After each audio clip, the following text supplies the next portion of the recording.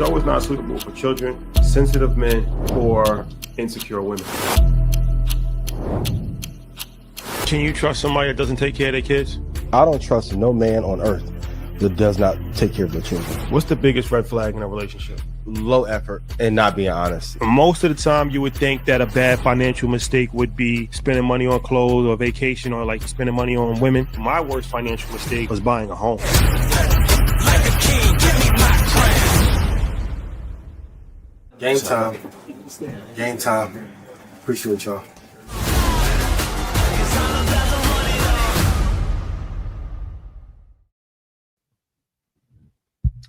Yo. Yes, sir. We're back. We back like we never left. You know that. Yeah. Blackout hour is upon us. First and foremost, on my campaign to support Black businesses, I gotta salute my favorite brand, Godspeed. On fire. Gave me this shirt. For me? Huh? My birthday next month. Can you send a text? I got you. Got you. My Lord. That's a good graphic tee. And of course, the locks hat. I think I got this hat in like 5 different colors now. So yeah. This is the camo locks hat. And I got shorts on too. Obviously, you can't see the shorts, but I actually have the Godspeed shorts on. So I'm in full Godspeed apparel right now. Salute to the good folks at Godspeed. You can check them out. They killing the game, man. Shout out to Nick and the whole team over there. Yes. And I will say tomorrow we have Alicia Little at 9:00 Eastern Standard Time on Earn Your Leisure's YouTube channel. We're gonna be going over AI. Man, everything you need to know as far as if you're an entrepreneur, if you're trying to get started, a creator, she's gonna actually do it in real time, like how to build a website in 2 minutes, how to actually make a flyer, how to do a cartoon. If anybody's ever done graphics, you know the cartoon is one of the hardest things to actually do. Absolutely. How to make an animated character and storyline and actually do a cartoon. How to make content with AI. That's something that's very big. When I say content with AI, I'm not just talking about like a graphic post. I'm talking about creating an AI avatar of yourself that's speaking. Because that's one of the biggest fears that people have. Like, I don't feel comfortable in front of a camera. I get nervous. I don't know what to say. Now we got the solution for you. I wish we had this 5 years ago. Oh my God. Just that's voice it over. What? You can make the AI version of yourself. Now there's no excuses not to make content anymore. How long is that class going to be? 90 minutes? I'm going to be there however long y'all go.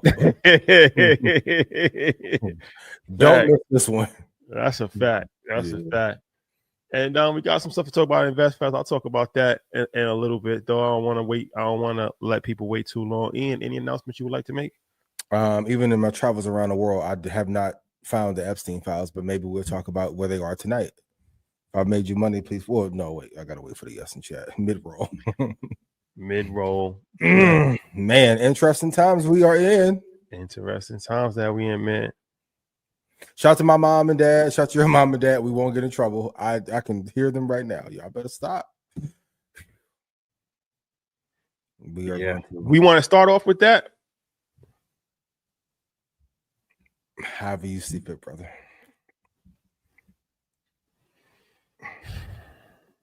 Let's wait on that. Okay. Let's wait on that. Let's do this. Let's start off with a money topic. If you were given, if you were given $1 million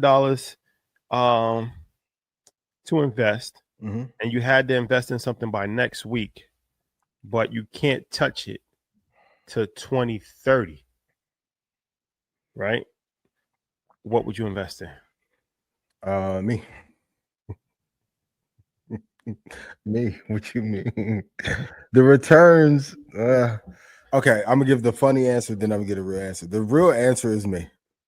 Going back to the conversation we had Monday about windsurf CEO and like, what you got to put yourself in a position to see yourself as a failure. Ooh boy, tech stack. Stock wise, Nvidia for sure. If I was doing angel investing or pre-IPO, I would do half into Anduril and half in. Well, no, 75% into OpenAI if you can get in the round, and 25% into Anduril. So the best investment though until 2030 though is OpenAI. No question. If any, but tomorrow, but you wouldn't be able to invest in OpenAI next week. This is right now today. If anybody are selling their shares, or if anybody's in a VC or Robert Smith, my brother, where are you? Well, let's talk about that because that's something that we haven't really talked about before, but that is something that people have done in the past. Is so you ever wonder how people get in shares of like these companies before they go public? What they'll do sometimes is they'll go to the employees and they'll buy shares directly from the employees. From them.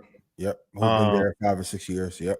And especially if it's like a high level executive, obviously they don't need the money. But if it's like sometimes they'll give equity, like Meta gave equity to the guy that spray painted the office. Yep. Right. Like stuff like that. Like these are people that may actually need money, or it could really help them in this moment, or might not be. I mean, I feel like now everybody should be educated enough. Maybe before they might not fully. Back then, not as much, no. But so you can go and you can actually try to buy. You can buy shares, of a private company from employees that have ownership. Yep. And a plan for those you can do. I need to call my guy George, but sell 25% at IPO or within a month of IPO, and then hold the next 75% for a long period of time. Those gains I'm talking about 5-7x gains are normal. And that's why you had all the SPAC, not to pick on Chimoff because I like him, but that's why you had that SPAC run in 2021 because certain expiration periods and lockup periods will block in a certain amount of gains for you, as long as they stay above 10 or $18. So, but no, if I could, but for everyone else, NVIDIA for sure is what I will hold for to 2030. But if I can get on OpenAI, and if anyone has shares or you're in a company that can sell shares, please email me, Ian at Jordan Red Panda, please. Rashad at Earn Your Leisure, please. Por favor. Por favor. That's a fact.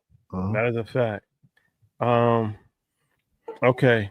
So how you feel about this? There's a New Wall Street Journal had put out a report or article, and they was talking about top 10% of earners that still don't feel rich. And they was, talking to different people that might earn like $350,000 a year. And one guy said that to be rich in California, you need to earn at least $1.1 or $2 million. So they were saying like even people that earn over $250,000 are in the top 10% of earners in the United States of America, but a lot of them still feel poor, really. I know I got criticized for the $100,000 isn't what it used to be. Shout to him. I love him dearly. But 100,000, they inflated away the American dream.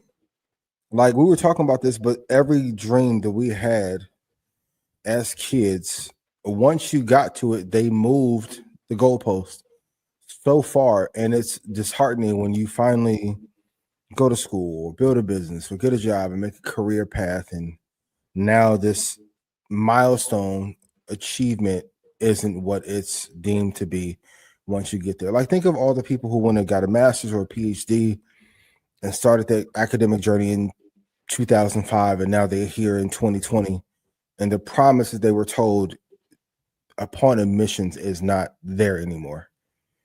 It's heartbreaking, and it's a lot. I remember when this was like a New York and an LA thing, and they have some, like, people are sending me homes in Carmel, which is a suburb of Indianapolis, that are going for $5 and $7 million. Like, there's a couple properties I saw in Gary for $900,000. Like, $7,200 rent. Shout out to 219, Freddie Gibbs, Kenny Law, everybody. $7,200 in Gary is crazy.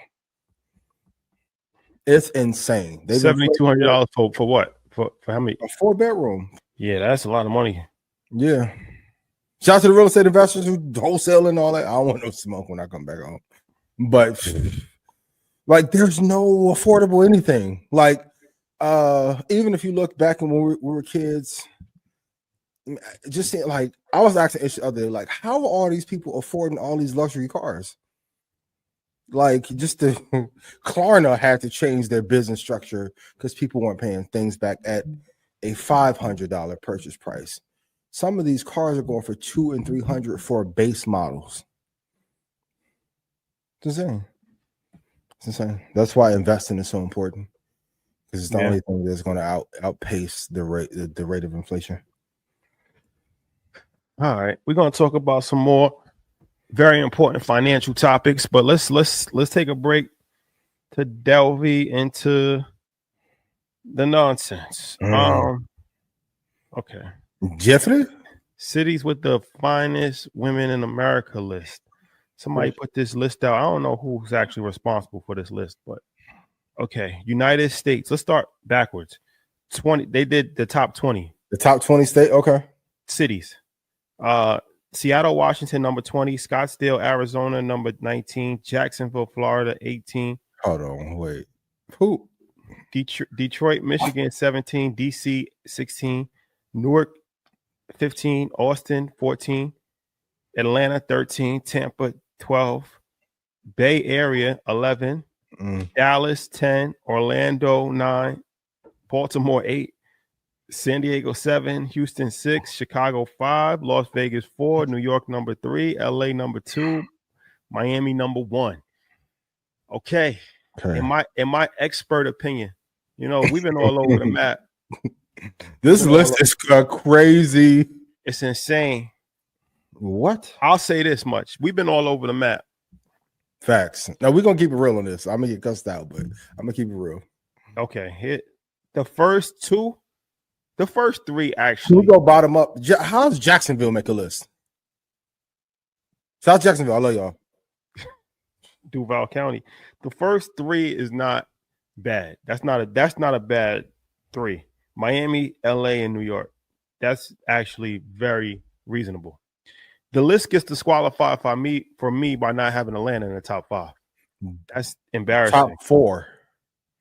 They have Atlanta at number 13. Vegas at 4 is crazy over Atlanta. Vegas not even a real city. Let's be honest. It's a transit place where people come in and out. Like, it's not like.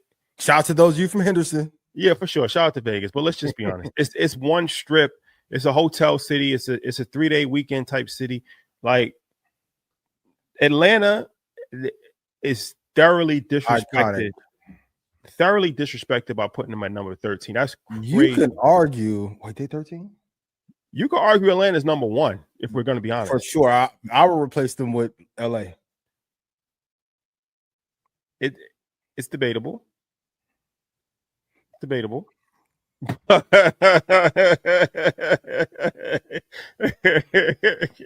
Rich, clip me out. But they definitely make the top 5. Let's just say that. No matter where you put them, definitely top 4. For sure. Shout out to the Raiders organization. Hey, Cape episode. I've been in Vegas a lot. Ain't no work out in Vegas like that. What? No. Atlanta, Georgia. Iconic. Okay. Who's your top 5? What's your top 5? Miami will be in consideration. Atlanta. New York for sure. Okay, I can see Miami. That's why I'm saying the first 3 is not bad. The first 3 is cool. Chicago and Houston, neck and neck. Well, Chicago just have less months for you to see whatever you need to see from Oak Park or whatever. But and Chicago, you know, all right, here's the thing too. Chicago, amazing though. Chicago, like Toronto too, where a lot of these places people move out of.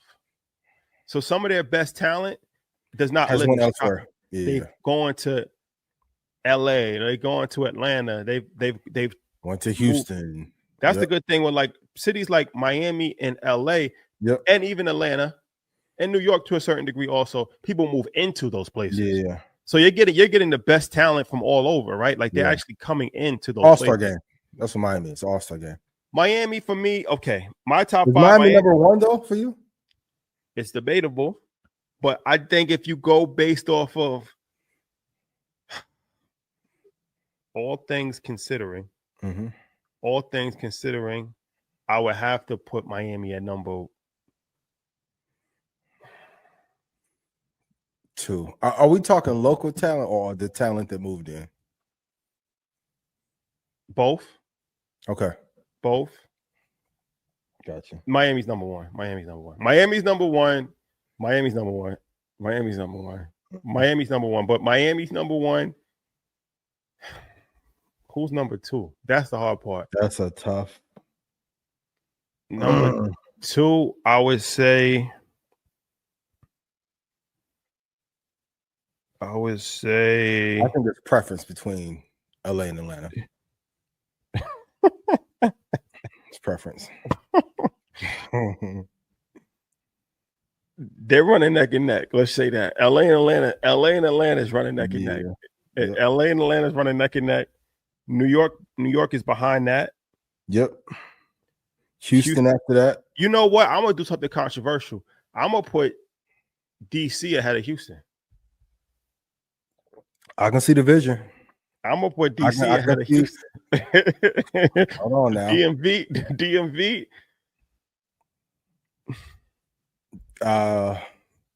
Co-MVPs. Co-MVPs. The DMV, because you got to do that whole PG County area, Maryland, Northern Virginia.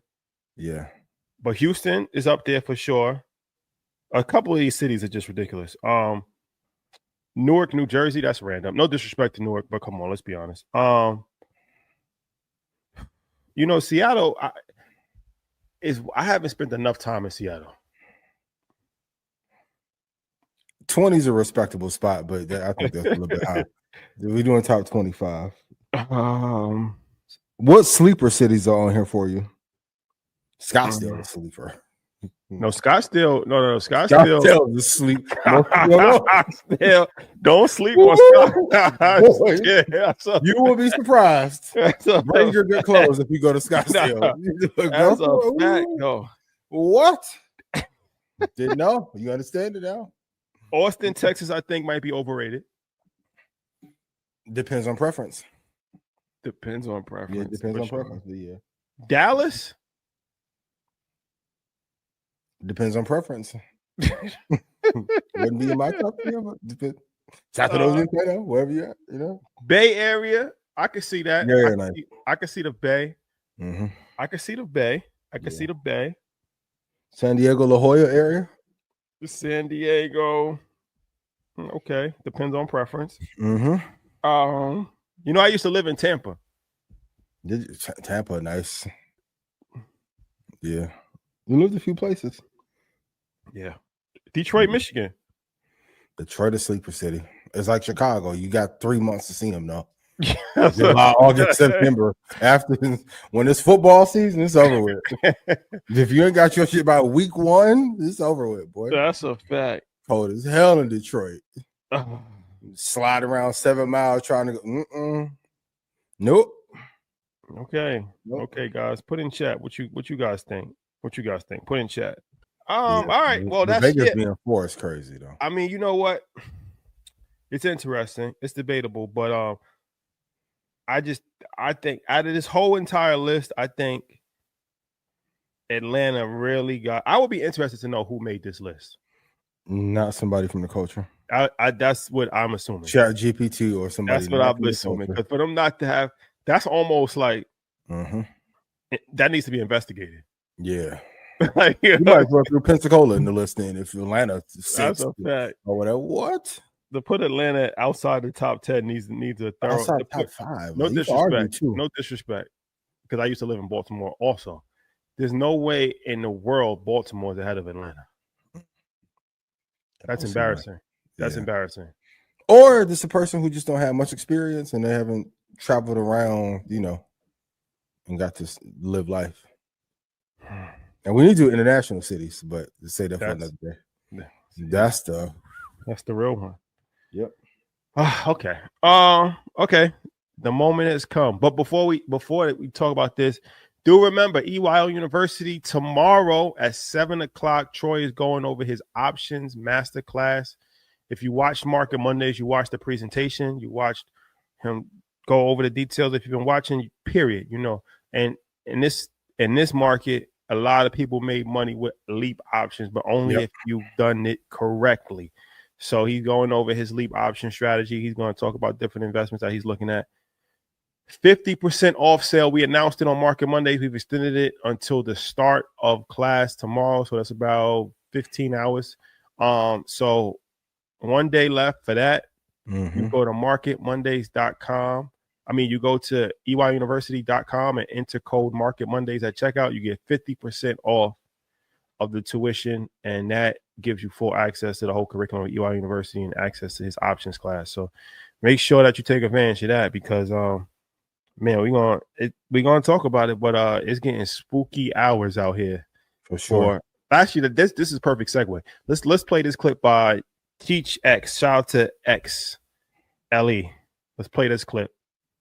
Jobs and careers as we know it are cooked. The unemployment rate for new college grads has recently surged, and some economists say businesses are now replacing entry-level jobs with artificial intelligence. For the first time ever, college graduates have a higher unemployment rate than the general population, and it's all because of AI. See, companies used to hire entry-level workers for simple tasks, but now they can give those same tasks to an AI that doesn't require a verification of benefits, doesn't require tax, salary, never complains, never sleeps, and doesn't ever have to go on vacation. And this isn't just a one-time change to the job market because AI is so new. The leaders at the world's biggest AI companies are telling us to our face what's going to happen next. Probably none of us will have a job. If you want to do a job as kind of like a hobby, you can do a job. But otherwise, the AI and the robots will provide any goods and services that you want. Yeah, my take on this is a lot of jobs will go away. A lot of jobs will just change dramatically. Respected tech CEO Dario Amodei, who heads a cutting-edge AI company called Anthropic, is raising alarms tonight about AI's potential impact on employment. He believes it could also lead to half of entry-level white-collar jobs disappearing in the next 1 to 5 years. This is forcing us to completely re-examine what education even means. Let's be real. Why would you go invest 4 years and $200,000 in debt to earn a degree to compete with an AI system that costs pennies to do requests that would take you weeks? So we have to get real and ask ourselves, what does it mean to have a job when human labor has less value than the machines humans have created? Okay. So in that clip, she pretty much broke down how jobs as we know it is over. It's over. It's over with. It's over with. And that's, you know what? We always knew this. We've been talking about this forever, but that clip was a good clip because it really just put things in perspective. Like, it's over as we know it. Like, the idea of you saying, I'm gonna go to school and I'm gonna get this, like, that's really over. If you're not an entrepreneur, if you're not investing, if you're not figuring out a pathway to make money, like, man, it's spooky hours out here right now. So much so, shout out to Vlad for filling the cap, that for the first time in history, America is investing $1,000 for every baby that's born into the country as a subsidy. That's not because the job market is strong. Like, this really started to erode in 05, 06, and 07 came in. I always go back and look at that data. Those jobs that were lost in that recession have not been recovered. Going back into the 2030 hold conversation, whoever wins that agentic, and I don't think it will be Perplexity, but OpenAI allegedly is working on a browser now. If they do that, you have to think it's going to be part agentic, but I think NVIDIA may have their eyes on, because if you look right now, there isn't a place where you can say, hey, find me my next flights for the next 3 days and send 25 emails out to Rashad because I need a vendor booth at the last minute, follow up every 2 days or with a different piece of value. Can't do it. But the agentic move is going to be really important. So that's why I think NVIDIA will benefit greatly from that. But we have to be very honest. No one will say it, but most corporations are happier to deploy that money into AI and agentic systems to not have to deal with the training of the human workforce or human capital. This is a dream. This is the nefarious part of tech. This is a dream scenario for most business owners. at scale. I've never seen, like, does Microsoft really need to lay off 9,000 people, or is it more cost beneficial to do so? And I'm really worried because if you don't have an entry level job to get training, where the hell do you get it from? You can't freelance. It's hard to find a mentor. Apprenticeship is down. Like, it's very interesting, the time and place that we're in society. Education is going to be impacted at some point. I'm not saying that they're going to replace teachers, but just the world is evolving so fast. But I mean, they are going to replace teachers, because if you look at even what Bill Gates said, the two industry that's going to be impacted the most is medicine and education. When we went to Kenya, we interviewed Khalees, and her kid is getting taught by AI 2 hours a day, and she said it's the most efficient learning experience that she's ever seen. So I mean, they are it's spooky hours, because it's one of these things, like, to me, sometimes I don't really realize things, because when you're on an island, like, I've always been an entrepreneur, so I never really had a mindset of like, I gotta get this job. If I don't get a job, I'm like, what I'm saying? I never really thought so. I don't think like that. So I'm not even, so I'm kind of out of touch on a certain level when it comes to jobs, not because financially, but just because I never had a job like that. You know what I'm saying? But then if you really look at it, I'm like, damn, millions of kids is graduating. As she said, this is the first time where you're making less money. Like, the unemployment rate is higher. Like, this is skill set. These are educated skill sets that's being replaced. It's not just manual labor. So you're going to get manual labor jobs going to get replaced, and high education jobs are going to get replaced. And everybody's saying this, whether it's Elon Musk, whether it's Peter Thiel, whether it's Sam Altman, they're all saying the same thing. And I don't think people are fully even ready yet. Like, even for me, like my son, I'm sending him to a new school next year, and one of the reasons why I chose the school is that they have a entrepreneurship program. Because I'm like, what are you learning? That's the important part. Like, the stuff that you was learning before, that it's not even going to help you no more. No, it's a filtering system. Even when you're applying for jobs, like it was a report about a guy who is saying the companies are using AI to discriminate, but they're finding a gap, and the code is changing on who they discriminate against based on the pressure they're getting from government entities. Like, think about that. And I told you this shit was going to happen. So when Elon says, because Grok 4 got released, I'm not gonna, it looks pretty good. When he said he's terrified, he said that across all studies and all education cycles, Grok 4 is at a PhD level for everything: chemical engineering, bioengineering, investing. That's like, what? Then once the self-preservation part kicks in, I think then we're at the part of the Terminator movie where it's like, or iRobot, like, did we go too far? And I think that's another issue with having quarterly agenda opposed to yearly. You can do something for profit that ends up degrading the company or country. And I think we're at a point that the deficit has gotten so high, we need a win. And AI is that, but it could be the beginning of the end for us as a result. It's so crazy. I was in Zara the other day, and they got the self-checkout aisle. Yep. So I'm just getting a few t-shirts. I don't feel like waiting online, so I'm going. And on the screen, when I step up, I didn't get a chance to you go to self-checkout, you got to scan your item. Yep. Right? Everybody knows that. So I didn't get a chance to scan the item, but they already had a bunch of things on the screen already.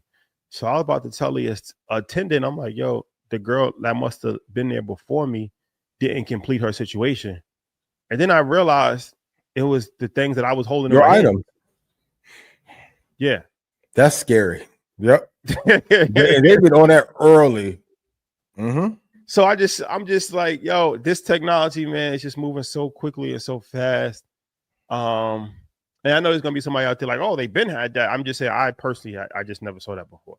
Yeah. Right? I'm not saying that is new technology that nobody's ever seen. I'm just saying that for me, that was something that it was kind of like impressive to me, because I'm used to scanning things, but I'm just holding it in my hand, and they had already just scanned everything based off of, and I'm just like, damn, that's just real. So, man, the flip side to that is I saw Mark Cuban saying that there's going to be a trillionaire from a kid that's in his basement. I believe it.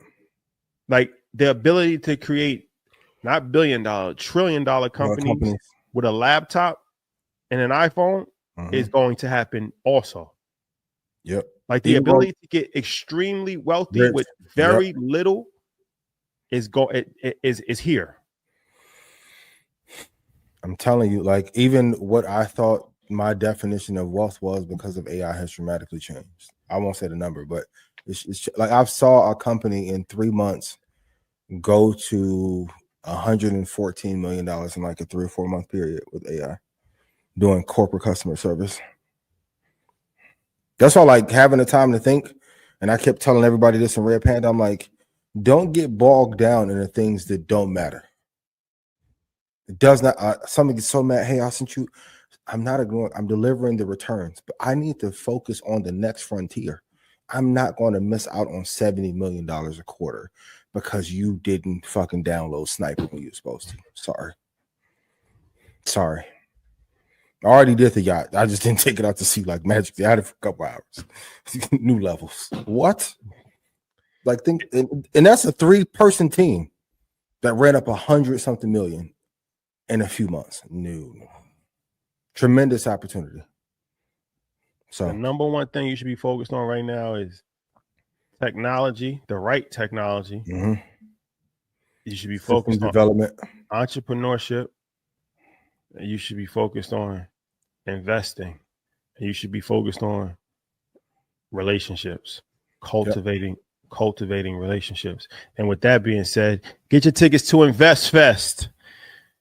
We have unleashed the China panel. The China panel has been unleashed. It will be at Investfest. I'm bringing over all my resources as well as people from the continent of Asia, the country of China. Will be coming to Atlanta, Georgia, to tell you about sourcing, manufacturing, and everything that China has to offer. The China play has been activated. And for VIP ticket holders, we decided to have something outside of Investfest, which is never done. After Investfest is over, we're going to have Ask the Speaker segment. We're picking 4 topics: real estate, investing, crypto, and AI. And we're going to actually have 4 different hour sessions of Q&A, just Q&A. And Ian said that he's going to join the investment segment. So I'll be in the building. Very rare opportunity. You can ask questions. It's going to be very entertaining, very fun, and very valuable. So VIP ticket holders, told you, man, I got something for you guys. Which AI system you think will release the Epstein files? Well, let's get to that. Actually, let's get to that. I'm ready. Let's show this clip.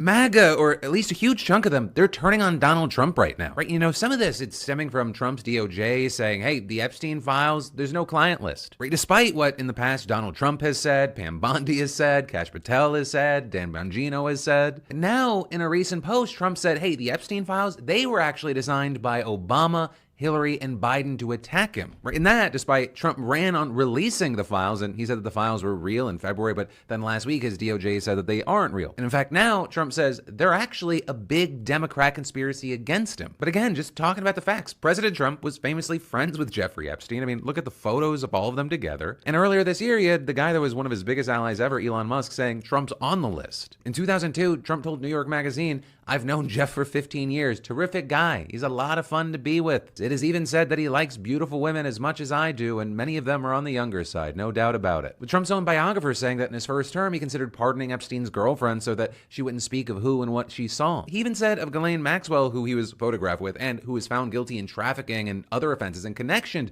to Jeffrey Epstein, that he wished her well. She's sentenced to 20 years in prison. And now with this latest post, I mean, if you go into the replies on Truth Social, MAGA is not happy, saying, why are you gaslighting us? But one of the biggest questions is, will that reaction grow, or will Trump be able to snuff it out? Though I will say, going through it, I haven't seen MAGA defect like this on Trump before. Okay. If you haven't been under a rock, you know that Epstein files yeah. This whole Epstein thing is very interesting. Very, very interesting. Like how he just miraculously hung himself, and how, you know, that was the number one thing for everybody to release the Epstein files, and then it just becomes a Democratic conspiracy, and then the files are not going to get released, and they probably burnt them. They probably burnt the files, and I thought you meant Epstein, but yeah, they probably burned the files. just poof. That it's like Bigfoot now. It's a conspiracy. It never happened. Hey, what do you think of the backlash on this is going to be? Nothing. Absolutely nothing. Here's the truth about America. If you're not from those 13 families with origins in another country, your opinions of the country don't matter. Should they be released? I think for anyone who's a conspiracy theorist, this is one you don't even have to prove. Cool. Even back in the day when people were saying he was this great financier and investor, there wasn't one brokerage house or one bank who ever did a trade with him. Not one. But it's this phrase that you say that I don't like the person who originated it, but it has some truth in it. Boy, when you get to that upper echelon of who creates the infrastructure for the country, nobody's bigger than the program. Nobody's bigger than the program. He's an asset that went awry or got uncovered trying to double dip, and things happen. If you go back as an adult and go watch Scandal looks like a prophecy or a documentary in comparison to a fictional television show. So, speaking of partnerships, when you get on the danger side of the partnership, sometimes people may, have Thanksgiving together and make a decision. And the one thing I will say, though, even Trump, I think he thought he could release those files. And when he got in office, they said, hey boy, remember? So you think that he wanted to? You don't think that he is on the list, and that's why he put the caboose on it? I don't know, Donald. What's Jonathan? What's the middle name? Jeffrey? What's Johnson? Maybe. It's a lot of people on that list, but I think there would have been a redacted version that he would have released.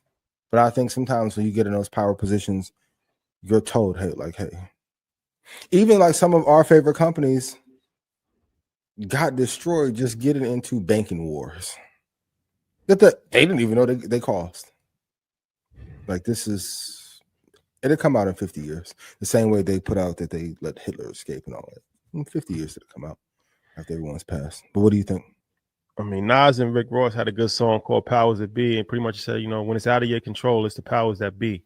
And there's a thing called the powers that be. And some things are out of your control, and some things are in powerful people's hands. So listen, the people let Bitcoin get taken over by banks, let inflation go up and didn't riot. I know the government has to feel like they can get away with anything they want to now. Maybe in the 70s and 80s, there was the thought of things would turn. That was another event that happened that could have been a turning point.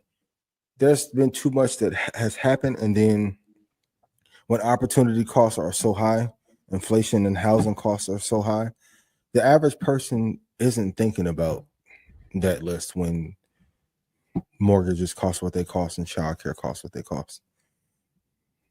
Well, Van Lathan, he brought up a good point where he was saying that like Cash Patel, like pretty much everybody that was the number one people on Twitter that was talking about the Epstein files was hired by the Trump administration and put in high positions. And then those are the same people that said there's nothing here. Coincidence? Sometimes you get elected, and sometimes the minister said you get selected and you get told what to do. It's just like no different than the NBA. Like we both know people that made it to the league who we know could probably put up 28, but they get in a certain system or have clashes with the coach or GM, and now you're relegated to be a role player because of this agenda. It's no different. It's no different. Like the whole shadow government allegedly that existed in other previous administrations years ago, hundreds of years ago. No one even brings that up anymore. So, and that's why I would say everyone has a boss. Even in entrepreneurship, your customers are your boss, and if not, you're going to have regulations that could stifle. Like there's layers to that. That's the program for sure. No one's bigger than that program. Who actually runs and owns America. That's why I think Elon, he's skating on dangerous territory, even pushing not just Trump, but pushing against some of those systems of okay, you're a foreigner who got here and want to launch another party. That's a declaration of war to them. So with them files, that's what that Dr. Dre album. And then there's another level of import export that it's layers to it. So what do I know? Vanguard, 2 Tech 2 Index. Okay. Yeah. Kevin Gates. Let's play this clip from Kevin Gates. I used to overcompensate with relationships. Yeah. And that's a form of seeking validation. I had to be honest with myself. Yeah. I used to overcompensate, but the door don't swing both ways. That's why I made that post. I was a lot of people's best friend. They just weren't mine. Ooh, that's deep and that's real. When you would overcompensate, what are the things you would do? Like I give the things that I need, that I wanted. And you weren't getting them in return. Like, hey, look, I'm gonna call y'all back. I'm about to rub her feet. I wanted these things. I want to be loved on. I want to be nurtured. I want to be, you know what I'm saying? Yeah. Don't just love me when Instagram on, when the camera's on. Don't make it look good for the public. I need this, you know what I'm saying? Yeah. You know, because a lot of times we as, I can say what I want to? Yeah. Niggas. We like to make it look good, you know what I'm saying? We like to make it look like it's, you know, but your children is a reflection of what goes on in the house behind closed doors. You're right about Your that. children ain't together. They ain't a reflection of what you got going on. You are absolutely right about that. But niggas, you know, we like to make it look like it look good, you know. Because I was a great actor at one time, you know what I'm saying? Don't never let them see you down. Don't never let them see you sweat. Don't never let them see, no. Okay. So overcompensating in a relationship. First of all, Kevin She Gates. got right back outside after that breakup, ain't it? Friend of the show. Love you. Is he serious with the stuff that he does at this point, or you think that it's performative act? I think there's some performance in it, but I think there's some truth in it. Even choosing to prance around certain people that he may have had a connection with, you can see some overcompensation in that. Well, the thing with because he said something like, I would rub her feet because I wanted my feet rubbed. But I was always taught that do what you want. Like whatever you want done to you, for you, do it to somebody else. That's the best way to communicate. Or you can just communicate and say, I want you to rub my feet. You can, for sure. But like, for instance, like if you like compliments, right? Yeah. You can tell somebody, give me more compliments. That's kind of awkward. Most people, would feel, it's a thing with communication. But the reason why people don't communicate properly is because they don't feel comfortable 9 times out of 10. Yeah. It's awkward, right? Yeah. Like it's awkward for me to tell somebody you seem like a narcissist. It's weird conversation to say like, look, I need you to compliment me. I need compliments, right? Yeah, I feel fired, my boy. I appreciate it. but if I'm constantly like, okay, Ian, I like your red panda hat, like you've done a great job. You like, I'm constantly reinforcing you. I'm constantly psychologically, you're gonna start to say the same thing, right? Like most people would. You have common sense though. Most people don't have, like, I hate to sound like the elder, but the era that we grew up in, it's different now. Most people are selfishly only thinking about themselves or what they can get out of a situation. And a lot of times those unexpressed needs, like you can give into a person too much and they end up having an ego over that. So they have to have a certain level of common sense and upbringing to even get that, to repay the favor back. That's true. But just think about, because this happens to women all the time. Like I'm an observant person. So you see a woman and somebody will come up to them and be like, women give a lot of compliments to other women. They do. Oh, hey girl, I love your dress. Yeah, I love that dress. Oh, this looks so good on you. And I most of the time, not all the time, the woman will send that compliment back. Like, oh, thank you. You look so beautiful also. Like, da-da-da-da. Like, so I'm just using that as an example. So I do feel like there is some level of psychology in doing stuff for people that you potentially want done for you, or just giving, overcompensating in exchange to receive some level of compensation, right? I understand that. The other thought could be just to avoid the overcompensate, because I think we've all been there in different stages, whether it's relationship, business, personal. It's just to gravitate to the people who really rock with you and really love you and mess with you. So a lot of this comes from chasing women who you want, who don't want you. Well, let's say for you, instance, right? Let's say what's important for you in a relationship? Peace. All right, let's say this. Let's say you want meals cooked for you, and you would like your schedule to be managed, and you would like your house to be cleaned, right? Yep. Are you comfortable telling somebody, look, I would like you to cook for me. I would like you to clean. I would like you to manage my schedule. Well, Brenda already take care of the cleaning and the house management, so I'm good on that. So you got less to do. I just want you to cook. But you're comfortable. You're comfortable communicating. Oh, I had this conversation. What? How do you communicate it? My love, need more. You mean the world to me.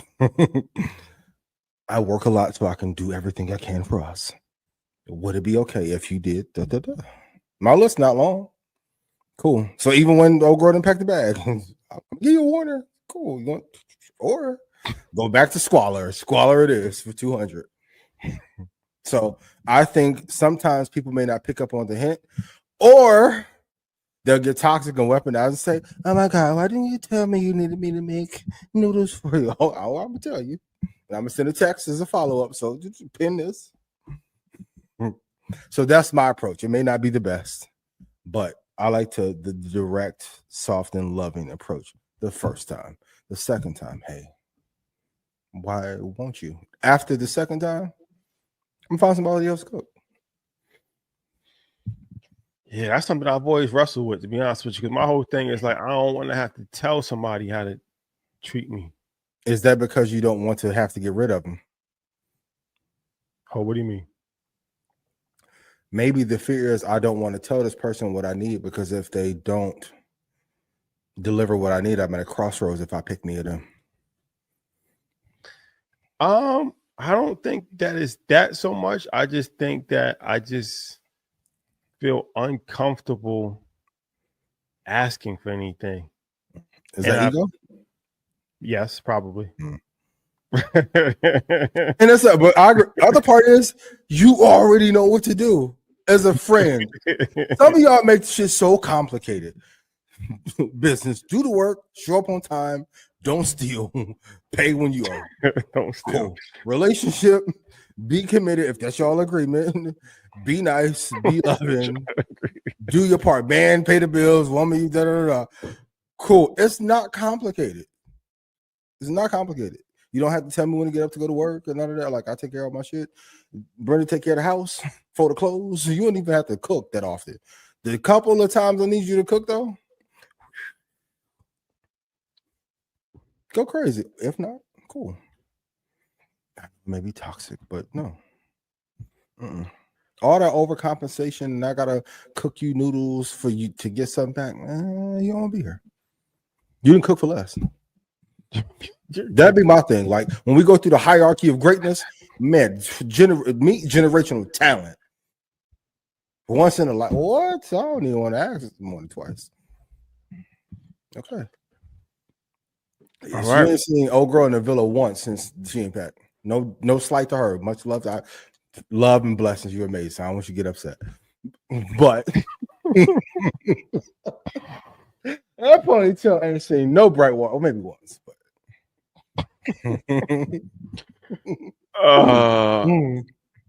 Let's bring our guest up. Let's bring our guest up if we can. What's up, my brother? You can bright water. What up? What up? What up? What up? What's going on? What's poppin', family? How you feeling? Man, look like you on a game show. Come on now, we out here. You know where we at. We out here. Everything is good. How's everything on you guys' side? Good, man. Good, man. Can't complain. You just said about Toronto. What's going on? You never going back? We're gonna get to it. Come on, man. We in Dubai. You know where we at. So international episode. We got my brother Danyel King. Okay, so Danyel King comes from Toronto. Toronto, not Toronto. If you know, you know. 6 Toronto. And we back on top. I don't know if you guys saw Wireless. Yeah, you're a 6 guy too. Come on. You already know what it is. You guys see Drake's show the past 3 days, by the way, what he did? He been cooking the boy back on. Come on, man. I don't want to hear no more slander. I don't want to hear no more Kendrick slander. We back on top and we ain't going nowhere. You feel me? Yeah. And they can another artist that can do 3 different genres, 3 shows, 3 days back to back. I'll wait. That's tough. I'll wait. No, he did we can have that conversation if you like. We need to. He did a great job. He did a very great job. He went too far when he said that the London rappers are the most lyrical rappers. Yeah, that was crazy. He's talking to his crowd, bro. You know what I'm saying? Like, you can't lie when talking to your crowd, though. He was in the moment, but and shout out to London. I rock with London, but come on, for sure. Come on. Yeah, London and Toronto, we close. You know what I mean? I feel like London is always like a different Toronto. You know, it's like cousins. It's like cousins. Yeah. I told you when I went up there, Toronto reminds me of London and vice versa. Like, you know. And I got love for both places. Toronto always show us love. London always shows us love. You know, you guys speak proper English, so you know you got a lot in common. You already know. So Danyel King, let's get to this, man. Okay, starts in Toronto, becomes a big time real estate investor, real estate developer. We develop a relationship with him. Great guy. And then out the blue, moves to Dubai. Out of nowhere. You didn't text nobody? Bro, it was the scariest thing I could have thought about doing. And I was always taught by you guys, and especially my OGs, you got to get uncomfortable. You know what I mean? And that was the most uncomfortable thing that I could do in all actuality. I felt that from when I was 26 and I was able to hit my first M, I feel like I outgrew Toronto already. And I knew that when I became, you know, one of the wealthiest people in my circle, that, you know, it was time to go. So let's talk about this, because we never really had a conversation with somebody that moved to another country, just about them moving to another country. But on Blackout, we talk about a lot about getting different passports and diversifying your citizenship and all that. So you're somebody that actually did it in real life. And you're like living there full. You're not like coming back and forth like every other week. Like, okay, what's the walk me through this process. Like, you get an idea, Dubai looks nice. I'm gonna pack my bags. I'm like, how much did you put into this? Like, did you get an apartment? Do you have to have a special visa? Walk me through this whole process. All right, so let's get started. It started in 2021 when I visited Dubai for the first time. Me and Twee went, and my mind was blown. You know, I thought I was somebody until I got there. I was humbled very, very quickly.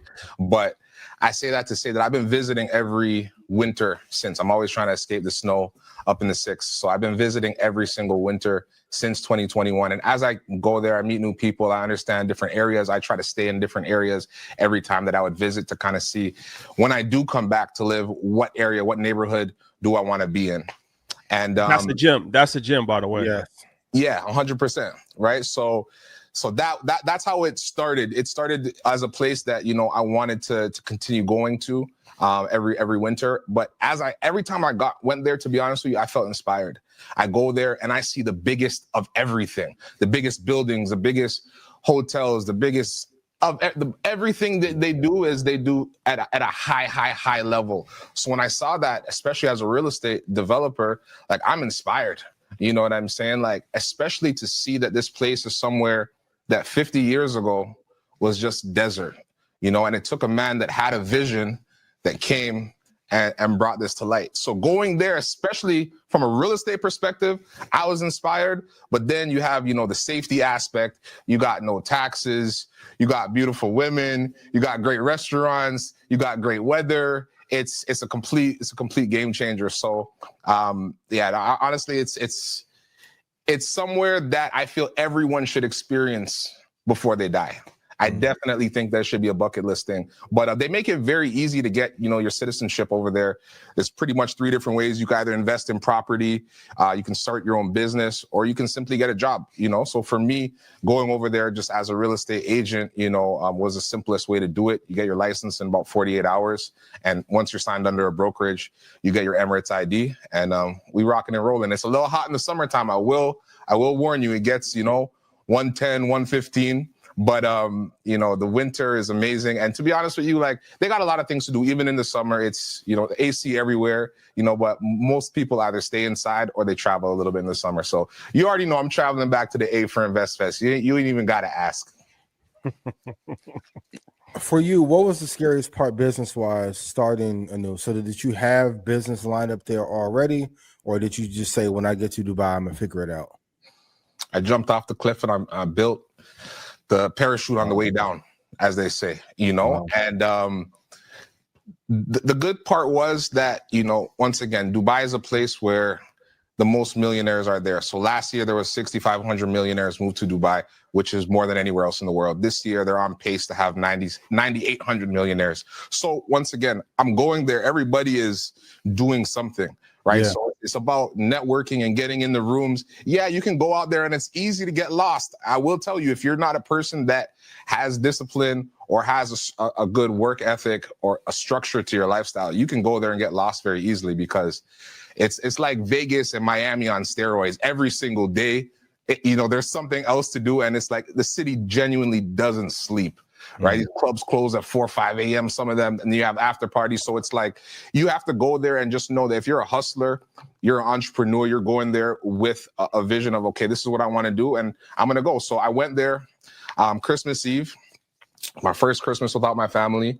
And my main thing was I need to figure out, okay, which real estate brokerage should I work with? So I interviewed over 20, 30 brokerages. And then I started talking to different developers there to kind of figure out, okay, what can they offer in terms of, you know, deposit structures and plans and all of that stuff. So it was, you know, 2 or 3 months of, you know, interviewing and just trying to figure out the best system and the best thing that works.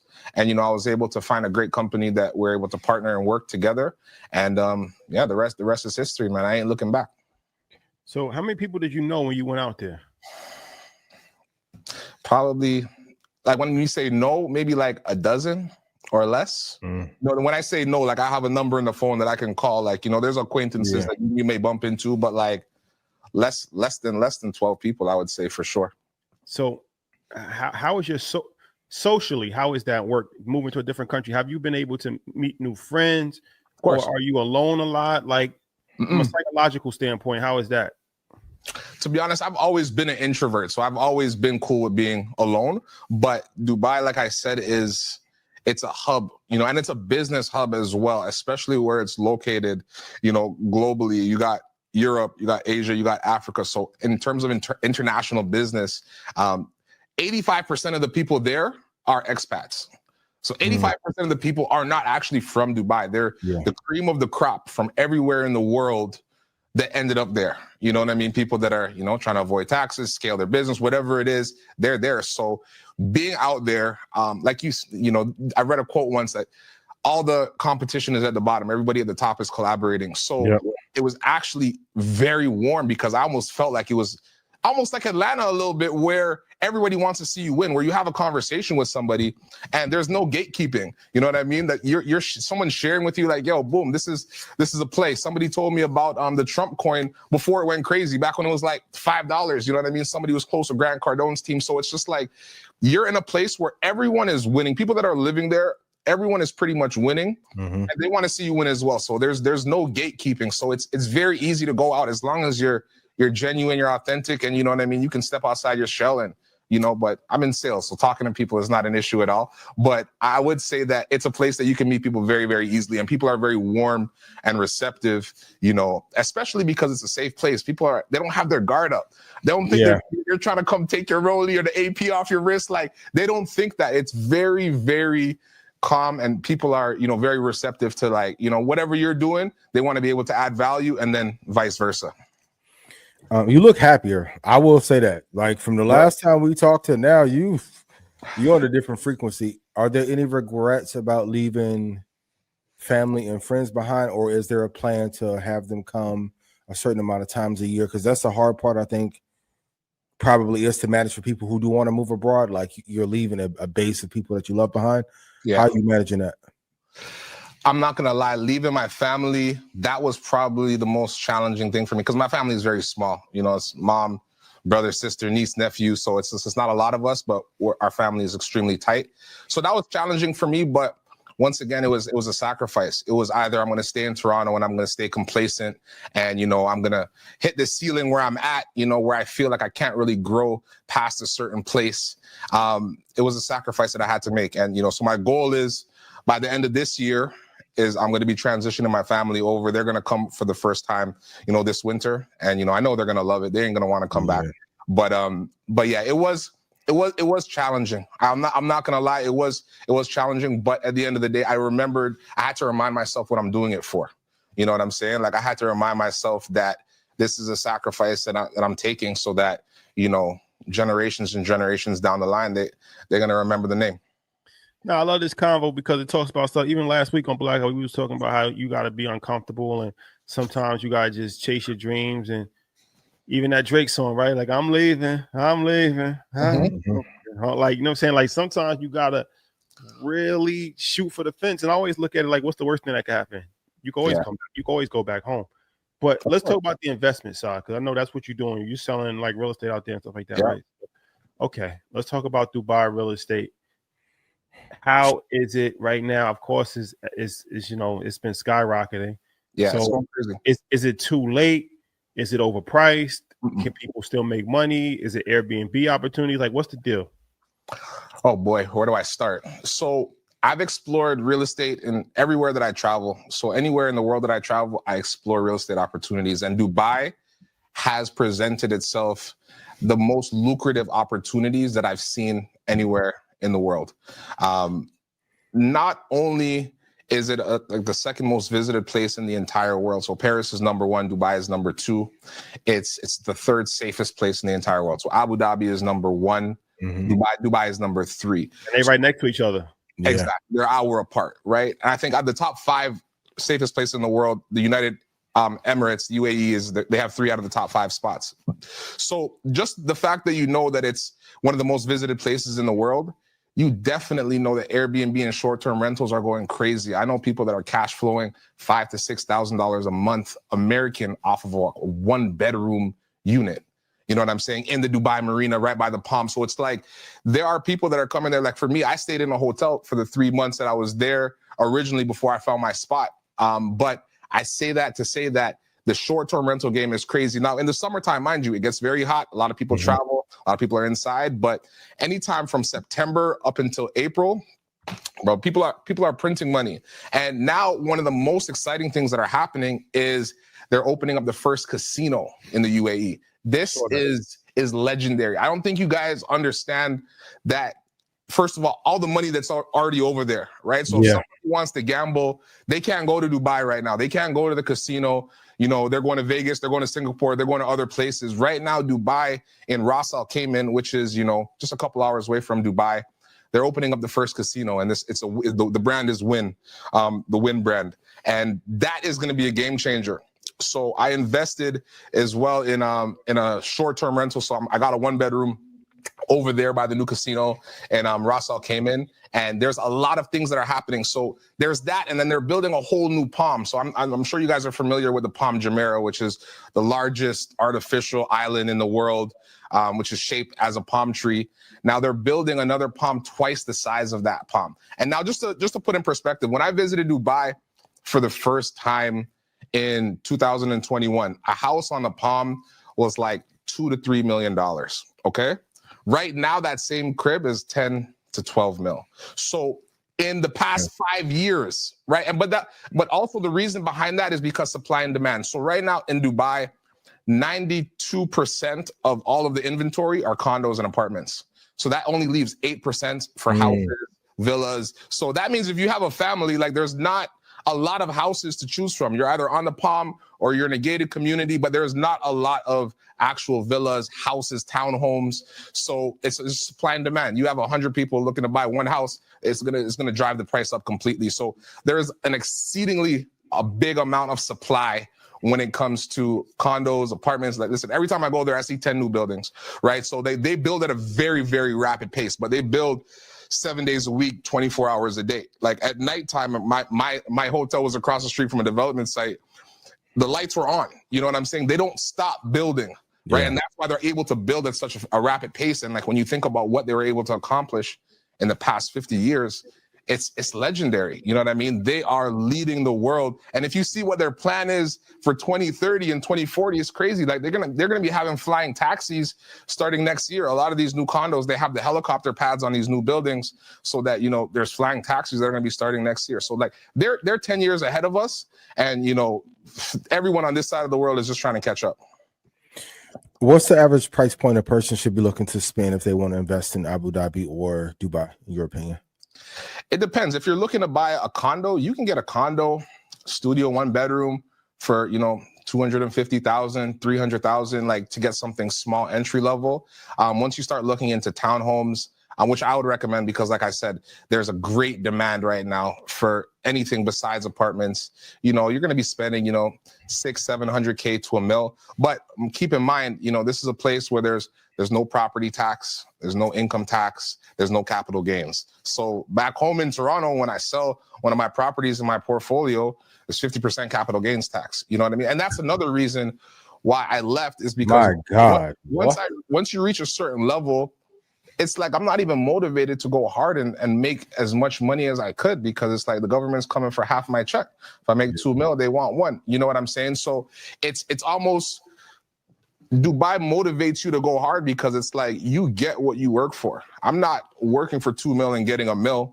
Essentially, I worked half the year for free. You know what I'm saying? And now I got to deal with snow. Now I got to deal with this. Now I got to deal with somebody trying to rob me. You know what I mean? It's like Dubai is the first place I've ever went and I felt peace. You know what I mean? And that allowed me to be able to just lock in to my craft because I'm not worrying about, oh, could I wear this watch here or can I wear this here? Or I got to look over my shoulder. Or I got to watch my back. It's not like that. And what the best part about that as well is when it comes to networking, when you got celebrities here, you got 50 Cent, Floyd Mayweather, people are coming through every week. They're not even traveling with security guards because the place is so safe. Yeah. I could be at Namos eating dinner and, you know, Steve Harvey is across from me. You know what I mean? So it's like, and just being able to just go up and have a conversation and break the ice. Like in LA, I can't do that. In New York, I can't do that. Even in Atlanta or Miami, like because there's so many gatekeepers and there's 20, 30 people in between you and the person that you want to get to. It's it's just that in itself is a game changer. But the peace, I felt like Dubai is the only place in the world I've ever felt a true sense of peace. You know what I mean? So even though missing the fam and a bunch of other stuff, that itself, it in itself was enough for me to say like, okay, this is where I want to build and spend the next at least 3 to 5 years, build a solid foundation, start to do some development over here. I already found the new area that I told you where they're building the new Palm. It's called the Palm Jebel Ali. It's maybe about 30 minutes away from the old Palm. That whole new area, they're building a new airport. It's a $30 billion airport that's going to be able to manage 200 million people every year. So like they're building right now the biggest airport in the entire world. And that's going to be very close to where the new Palm is. So it's an area called Dubai South. But yeah, there's a lot happening. There's a lot happening. Like, but the only way you're going to lose is if you don't jump in and you don't invest because they're building at a very rapid pace. And like I said, a lot of people are going there with money. Millionaires are going there with money. And where is the safest place to park money? Right? I know crypto's going crazy. I know Bitcoin's going crazy right now, but it's very volatile. For people that want to park some of their money and diversify in a safe place, when these millionaires are coming over, they're investing in real estate and they're not just buying 1 or 2 properties, like they're buying the entire floor of a condo building. No, yeah, I mean, We've been to Dubai twice, myself and Troy. We've been to Abu Dhabi, and every time we go to Abu Dhabi, we go to Dubai. And yeah, you're right. Like, even last time we was there, we went to that. What's that restaurant inside the mall? It overlooks the water show that they do every night. There's one called Hookah, and then there's like 3 different ones though. They have one on every level, so I don't know which one you're talking about. Yeah, it's one. It's a vibe. We always go there. But last time we was there, there's Doors, there's Hookah, there's a few of them. We ran into Meek Mill. Yep. And then Ye was downstairs. I don't think he could get in the mall because his wife was dressed a little bit indecent. Yeah, that sounds like Ye. So talk about that, because that's a big. I mean, I've been there, so I know, but that's a misconception that people think like, yo, it's very strict. Like you can't talk about your experience as somebody that's coming from the West.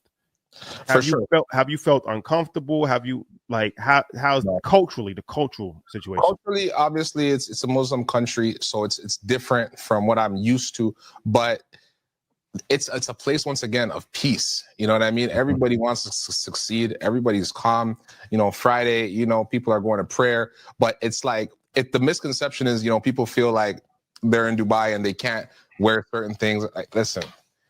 The baddies be at the 5 Palm wearing whatever they want. I'm gonna be honest with you. I'm gonna be completely honest with you.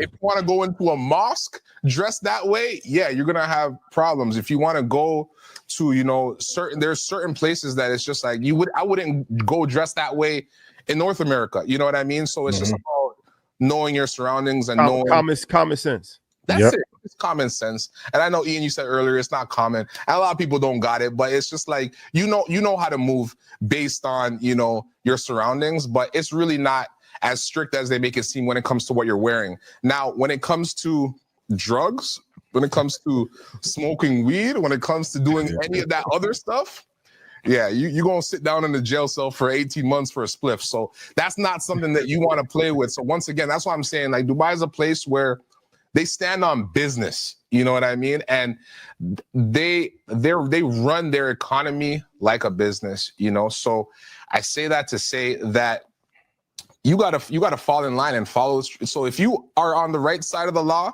Dubai is the best place in the world. If you want to go out and start fighting and start doing drugs in public and this, that, the third, yeah, they ain't playing around with none of that. You know what I'm saying? And they'll humble you very quickly and sit you down for a long time.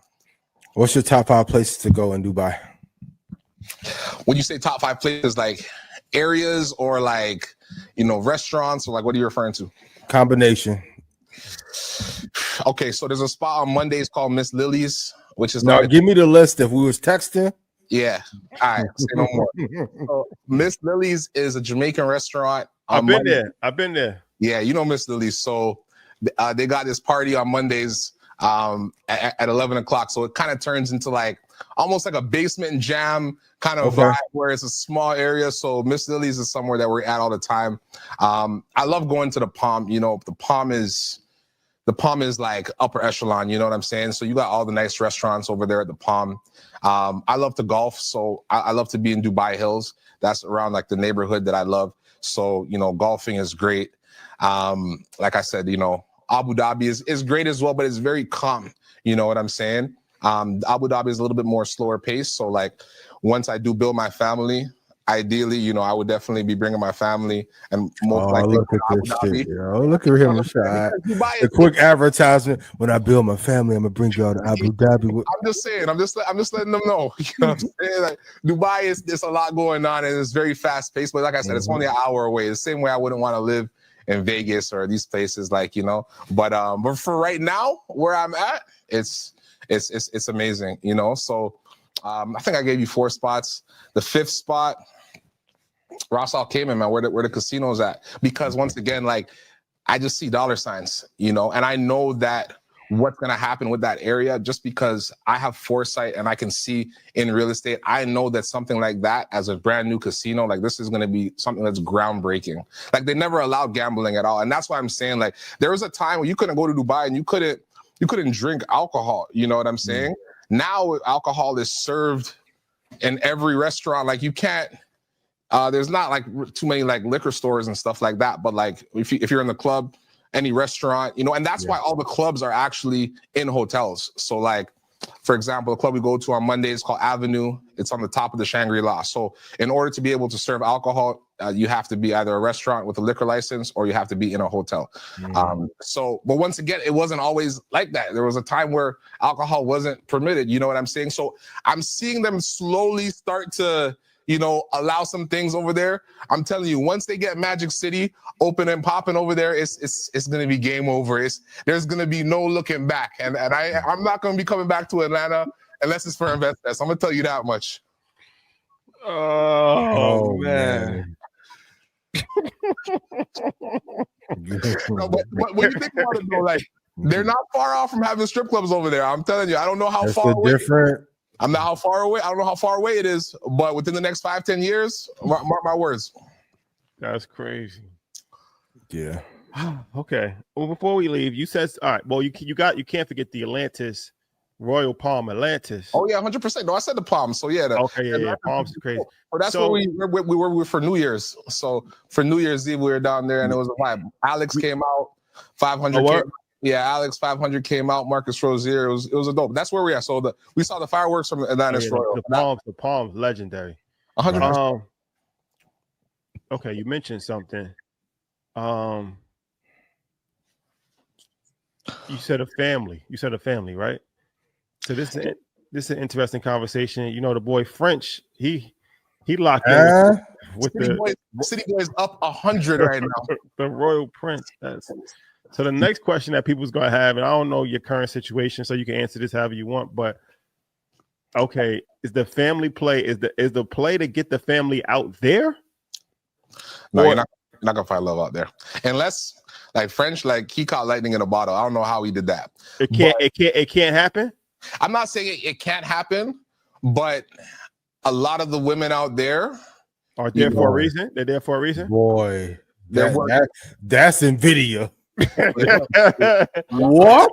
A lot of them are working. So I'll be honest with you, it's one of those things where you might get lucky and find somebody, but most likely you're gonna meet somebody somewhere else in the world, or you're gonna catch somebody on vacation, you know, from London or Australia, or you know what I'm saying, and you come to them with the talks like, baby girl, let me extend your trip. You know what I'm saying? Like, you only here for 7 days?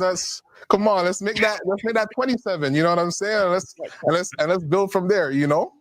But one thing I want to say about Dubai is, and I saw this interesting video earlier, it was Andrew Tate, and he said that Nigeria actually had more oil than Dubai. I saw that. And the main difference between Dubai and everywhere else is the leadership. Yep. And this is why I'm talking about like vision. You know what I'm saying? Like in the Bible, it says, you know, without vision, a nation will perish. You know what I'm saying? So just a man that had a vision 50 years ago and said, I want to be the biggest and the best of absolutely every area, you know, in life, you know, and he stuck to that and he locked it in. So just having that vision and being in a place where you know the leadership, their plans for what they're doing and exactly what their goals are, that's something where it's like, okay, this is something that I can follow. You know what I mean? Okay, I got to sacrifice, you know, not being able to smoke weed or this or that. Okay, no problem, because I see the future. I see what you're trying to do. I see the plan for 2030. I see the plan for 2040. And I know what they're trying to do with this city.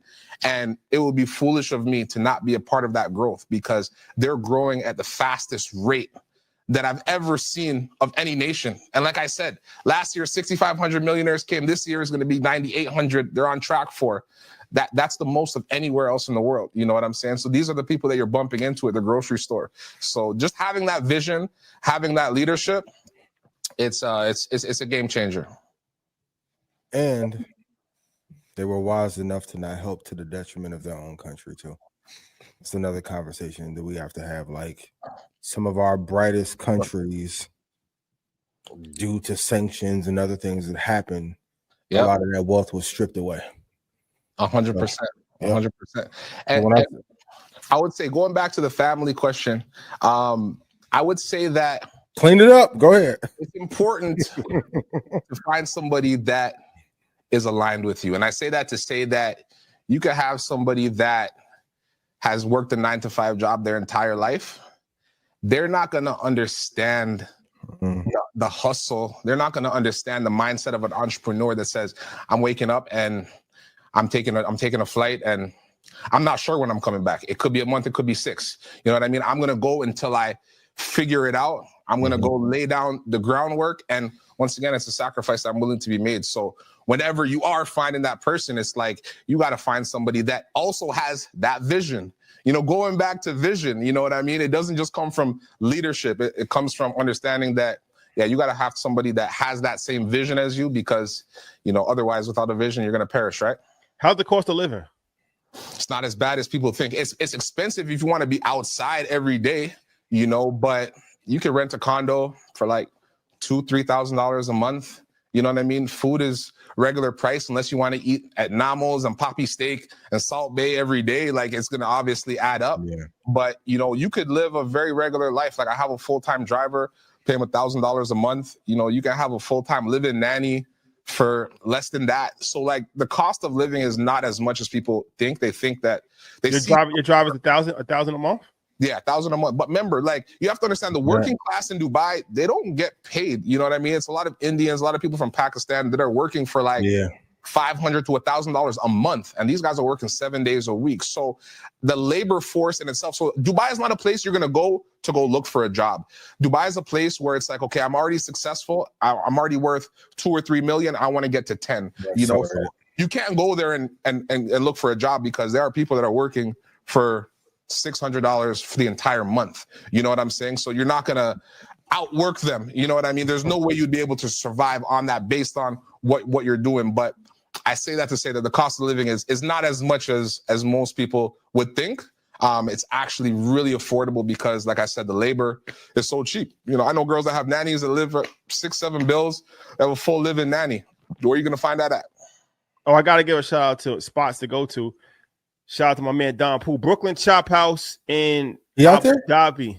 Yes. Oh, that's love. They got one in Abu Dhabi? Abu Dhabi. That's a Don Poole icon, yo. That's incredible. They opened that up? Yeah, it's in the hotel. Troy, what's the hotel? It's the hotel by the, you know where they do the Grand Prix race. It's the hotel. Hopefully Troy can give me the hotel, but it's in a hotel. Okay. Gotta check that out. Yeah, you gotta check it out while you're out there. But I appreciate it, my brother. I know you're coming to Investfest. Before you leave, tell the people, you know, what you're looking forward to, what you're gonna, you know, bless the crowd with at Investfest. Listen, we're gonna be sharing gems at Investfest. We're gonna be talking about investing in Dubai, the best areas to be investing in, how to go about it as somebody that's over here on this side of the world, you know, just figuring out how to make that transition. And even if you didn't want to make that transition yourself, figuring out, okay, how can I invest over here? How can I park some money over here that's tax-free so that it's growing, you know, and understanding pretty much the advantages, the pros, the cons, and kind of understanding everything that's going on. But I'm so excited, bro. Honestly, Investfest changed my life. This is year 3 of Investfest. You know, year 1, you know, we were in the vendor marketplace, making it rain, you know, for those who remember. And we left our mark there. You know, year 2 was great. You know, we had the opportunity to be backstage, and we had, you know, obviously the Louis dinners, you know, which are never to be forgotten, you know. And yeah, this year, you know, we're on the main stage. So this is a full circle moment.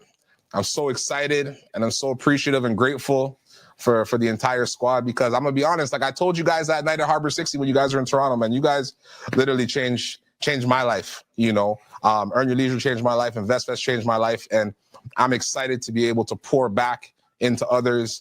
And, you know, pretty much just whatever you guys did for me, I'm looking to do that for others so that they can see that, you know, their light can shine, and, you know, whatever they think that they can do, that they're able to. So that's what we're looking at. I appreciate it, my brother. Thank you, man. It's the W, the W Hotel in Abu Dhabi, Brooklyn Chop House. So yeah, check it out if you get a chance. For sure. I'm definitely going to check it out without a doubt. And one thing I will say is that what I want to do is I want to give something free away for the audience. So anybody that shoots me a DM with the word Dubai, I'm going to be sending over pretty much a free investment guide, pretty much going to outline everything that you need to know, whether you just want to travel, whether you want to invest, whether you want to move. You want everything that you need to know about Dubai will be in this investment guide. So what's your Instagram? So the handle is dnyl.king, Danyel King.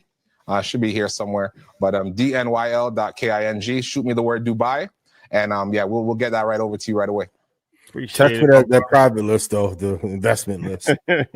Immediately, Michael. What? You told me last year. You was like, "Yo, New Year's, you should come." This year though. Now we're gonna come. We're gonna be out there in November. November. All right, listen, we might have to run M2M Con out there this year. Let's do it. Let's do it. Let's do it, man. You know. Oh my. Sorry. All right, my brother. Appreciate you. Appreciate you guys having me on. Much love. All right, I appreciate you, Jim. Peace. All right, cool. Yes, sir. Wow, Dubai skis. Don't like in Dubai. That was a good combo, man. I feel like it was good to get, like I said, because we talk about these topics a lot as far as moving and taking the risk, and but what does that look like for somebody that's actually done it full time, right? And no looking back, like for real. So, and just to talk to somebody that's actually doing business internationally as well. And Daniel's a good dude. Met him a few years ago in Toronto and just been a good dude ever since. He's a good person. Man, it's Investfest, man. We bringing people from all over the world, literally. Like, they got the China crew coming. Magic Johnson's flying back from Puerto Rico. We got Daniel coming from Dubai. Like, the guys from Ghana. This might be their last time coming. We got like, that's real shit. I was talking to my man Alvin the other day. He was saying like the Ghana crew is coming. Man, I don't think this is appreciated enough, bro. We got people from Ghana coming, people from China, people from Dubai, Magic leaving Europe. But he was telling me, he was like, yo, I'm probably going to be coming a lot less because Trump changed the visa program. Like before it was 10 years. You could get a 10-year visa and you can kind of come, as much as you want, pretty much, as long as you get the visa. But now it's 3 months. And then it's very strict. And then so he's like, yo, this shit is like, it's real. He's like, yo, a lot of business too. He's like, yo, nah, it's not just something on Instagram. Like it's real. Yeah. Dang, it's a good dude. Tap into that panel. China play, please go. Please go. Sunday, midday. Go learn. International exposure is really key. For sure. Yeah. Yeah. All right, my bro. Yeah, you gotta get somebody who believe in the vision. I love when broadcasters come on, take their little shot. What the hell is going on with Essence Fest? Can we talk about this? Or should we steer clear? I'm good either way. Let's talk about it. They're friends. Yes. With the program. Shout out to Rich Lou. Shout out to the whole team. I haven't gone this. I didn't go this year, so I can't speak from firsthand experience. Mm-hmm. But I feel like when you just get such massive operation, it's difficult. It's difficult to run different things, and But I think it's a learning experience. I'll say that. I think it's a learning experience for everybody in the space, even for us to learn from. As far as like okay, now we gotta be extra tight on the run of show. We gotta be extra tight on the communications. We gotta be extra tight on the organization because unfortunately, we live in a day and age where people want to see you fail, and anything can be magnified. And then once it starts to go, then it's just a snowball effect, right? But I think Essence has had success for a very long time, and it's a cornerstone in our culture. Yeah. Like you would have thought they would have had like a riot that, like, once again, orchestrated media campaigns. Of course, some things went wrong. They made it seem like a bomb went off there, given all the like I went to go look like, did somebody die? Like, what happened? They're like, oh, the speakers and alarm went on at 3:30. It's free. But every year, 3 years ago, it was y'all. Then Afrotech. Now I'm like, I know, like me being in marketing before investing, I know what a orchestrated campaign to devalue something looks like. This is tens of millions of dollars of press. You can't get all these blogs and social sites to all have the same criticism and talking points at one time on accident. Like, come on. Not saying the things can be done better, but damn. I'm like, oh, it's free? Yeah. Well, to be fair, the vendor marketplace is free. The musical performance is paid. Got you. Okay. So that's ticketed. So so during the day is the convention center. That's the vendor marketplace. That's free. and then that's the panels in the marketplace, and then the Superdome is where the musical performances happen. That's at nighttime. That's the ticketed part. Got you. So it's hybrid model, but I hope that next year with the rebrand, y'all went with the pink. You better go apologize. You should have went on stage and apologized for Lauren performed. Target. Yeah. One thing I'll say, once we get in that, hey, we not rocking with you. It's hard to get us back, yo. You can rebrand and make the colors, aka pink, all you want to. They're not going for it. Shout out to the AKs. They not going. You better get up there and apologize. So interesting. Interesting. Yeah. All right. Anything else we need to talk about? Speaking of snipers, Paul Pierce, I've got shout out to Dr. Brian, but boy, he put on a pressure clinic. I know he knew how to do the full court press. Shout out to Dr. Brian. You know, she's going to be at Investfest also. For sure. Friend of the show. Friend of the show. Gonna be Grace. Because I like you. You cool. You cool, Shotty. You cool, Mel. Shout out to Melissa. Check her interview out. Hot and Bothered. Baby girl. You have to be careful about the interviewers who don't give a fuck and they got money already. So, yo, why you talk like that? I'm free. That's why. I'm free. But he went on a different tirade. I won't. But man. Yeah. Interesting.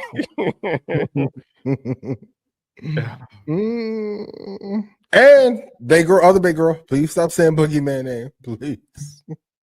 I like your music a whole lot. Stop. I'm begging you. I don't want no smoke, but I will stop. Stop.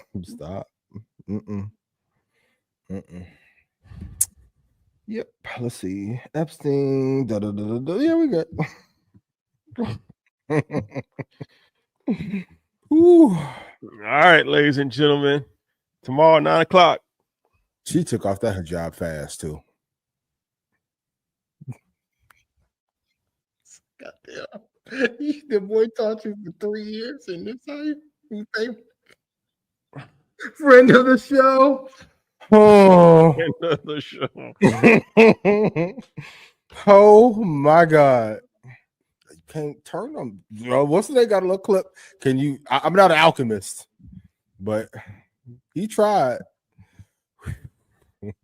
Girls are bouncing it in that. I said, okay. Okay.